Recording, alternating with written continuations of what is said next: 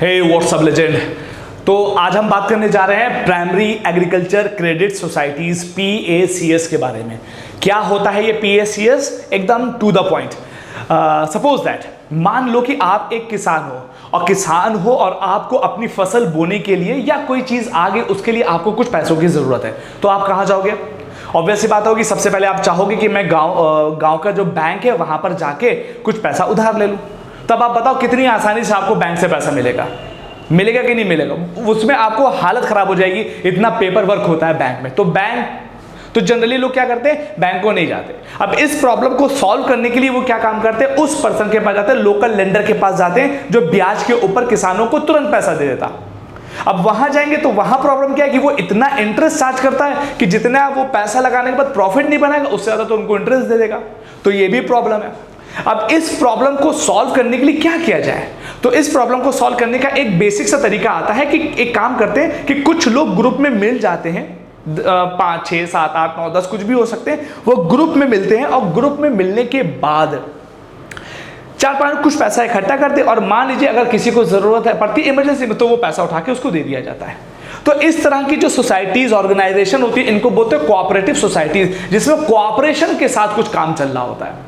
और इन्हीं cooperative societies को अगर गवर्नमेंट रिकॉग्नाइज कर दे या गवर्नमेंट किसी तरीके से रिकॉग्नाइज करके गवर्नमेंट भी इसमें अपनी मदद करने लगे, तो ऐसी सोसाइटीज को जो कि कोऑपरेटिव क्रेडिट की तरीके से काम करती हैं, कोऑपरेटिव क्रेडिट सोसाइटीज की तरीके से काम करती हैं, उसको हम लोग क्या बोलते हैं? Primary agriculture credit societies. ध्यान रखिएगा, ये ऐसे ग्रुप ऑफ पीपल होते हैं, ऐसे ग्रुप ऑफ फार्मर होता है जो कि स्पेसिफिकली एग्रीकल्चर से संबंधित कुछ समय के लिए किसानों को लोन देती है या क्रेडिट देती है। ध्यान रखिएगा, ये भी एक कोऑपरेटिव सोसाइटी की तरीके से ही वर्क करती है। ये बात हो गई। अब ये जो है, क्या अभी रिसेंट का कोई एग्जांपल है? नहीं, ये अप्रोक्सीमेटली आप यकीन मानिए इस जो पहली इंडिया में कोऑपरेटिव ये बनी थी PACS, जो पहली वाली बनी थी वो बनी थी 1904 में। और अगर करंट का स्टेटस देखेंगे तो भारत में लगभग 1 लाख या उससे ज्यादा PACS एक्टिव है, जिसके साथ अप्रोक्सीमेटली 13 करोड़ फार्मर जुड़े हुए हैं। 13 करोड़ फार्मर के साथ लगभग 1 लाख PACS एक्टिव है। लेकिन एक थोड़ी दुर्दशा वाली बात यह कि मात्र इसमें से 63,000 ही फंक्शन में है। मात्र इसमें से 63,000 ही फंक्शन में है। तो अच्छा क्या होगा कि सारी जो PACS है वो एक्टिव हो जाए। अब एक चीज और ध्यान में रखिएगा, 13 करोड़ फार्मर इससे एक्टिव है। अब ये फार्मर कैसे एक्टिव होते हैं? तो PACS ऑब्वियस ही बात है कि फार्मर्स के द्वारा मिलकर बनाया गया एक ऑर्गेनाइजेशन होता है। तो PACS में जो इंडिविजुअल फार्मर होता है ना, जो फार्मर होता है वही कौन होते हैं? वही होते हैं मेंबर्स। तो मतलब कि अगर आपसे कोई पूछे PACS का मेंबर कौन होता है, तो उसी रीजन के जो फार्मर्स होते हैं ना वही उसके मेंबर होते हैं। अब मैंने आपसे क्या बोला कि चूंकि ये गवर्नमेंट की रिकॉग्नाइज्ड एक संस्था है, तब क्या होगा? तो इसमें जाहिर सी बात है कुछ ना कुछ ऑफिशियल वर्क भी होगा। तो इसमें जो ऑफिशियल वर्क करने के लिए जो मेंबर होते हैं वो इन्हीं फार्मर्स में से चुन लिए जाते हैं। मतलब कि ऑफिस बियरर कौन कौन होगा वो इन्हीं में से ही इलेक्ट कर लिए जाते हैं। Is that clear? ये चीज होती है। अब मैटर ये आ रहा है कि इसमें गवर्नमेंट किस तरीके से मदद करती है या किस तरीके से इसमें फंड पहुंचाया जाता है, तो उसको समझने के लिए ध्यान से देखिएगा। मान लीजिए कि गवर्नमेंट को कोई मदद करनी है या किसी भी तरीके से इसमें फंड का ट्रांसफर होना है, तो कैसे इनके पास आता है? तो इसमें सबसे पहले ध्यान रखिएगा, एक आपने नाम सुना होगा, state cooperative banks. State cooperative banks होता है ना, जिसको हम लोग क्या बोलते हैं? SCBs। यहां से पैसा ट्रांसफर होता है डिस्ट्रिक्ट, बहुत ध्यान से, क्या?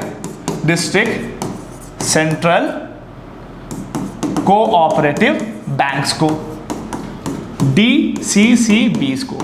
मतलब कि जो स्टेट कोऑपरेटिव बैंक्स होती है ये फंड किसको ट्रांसफर करती है? डिस्ट्रिक्ट सेंट्रल कोऑपरेटिव बैंक्स को। और जो ये डिस्ट्रिक्ट सेंट्रल कोऑपरेटिव बैंक होता है ये मिलके काम करता है किसके साथ? DCCB मिलके काम करता है किसके साथ? PACS के साथ। और PACS में लोग कौन है? ऑब्वियस ही बात है, कौन है? फार्मर्स तो है ना। इस तरीके से। अब फार्मर किसके मेंबर होते हैं? पीएसीएस के। और पीएसीएस किसके साथ मिलकर काम करती है? डीसीसी के साथ मिलकर काम करती है। और डीसीसी क्या है? ये एक डिस्ट्रिक्ट सेंट्रल कोऑपरेटिव बैंक है, जहां पर फंड कौन ट्रांसफर करता है? State cooperative bank. State cooperative bank से फंड ट्रांसफर किया था डीसीसी में, और डीसीसी किसके साथ मिलकर काम करती है? अगेन पीएसीएस के साथ। और इसके जरिए से फार्मर्स को कहीं ना कहीं शॉर्ट टर्म या मीडियम टर्म का एग्रीकल्चर क्रेडिट मिल जाता है और उनकी प्रॉब्लम सॉल्व हो जाती है। अब बैंक से ये किस तरीके से बेहतर है? क्योंकि इसमें बहुत ज्यादा आपका पेपर वर्क नहीं होता। और ये जो लोकल लेंडर हैं उनसे किस तरीके से बेहतर है? कि बिकॉज इसमें जो उधार दिया जाता है वो उसका इंटरेस्ट रेट ना के बराबर होता है, या बहुत कम या ना के बराबर होता है, कभी कभी नहीं भी होता। Is that clear? This is all about your PACS. एक दो इंफॉर्मेशन है यहां पे, वो ध्यान से सुन लीजिए कि पीएसीएस में अभी क्यों बता रहा हूं? बिकॉज भारत सरकार जो है वो एक तरीके का इनिशिएटिव लेने जा रही है कि दुनिया की सबसे लंबी, सबसे बड़ी जो फूड को स्टोर करने के लिए जो गोडाउन होते हैं उसकी चेन को क्रिएट करने जा रही है। इसके रिस्पेक्ट में एक इंटर मिनिस्ट्रियल कमेटी बनी, उसने क्या बोला है कि जितने भी देश के पीएसीएस हैं उनके साथ हम एक एक गोडाउन को एस्टैब्लिश करेंगे।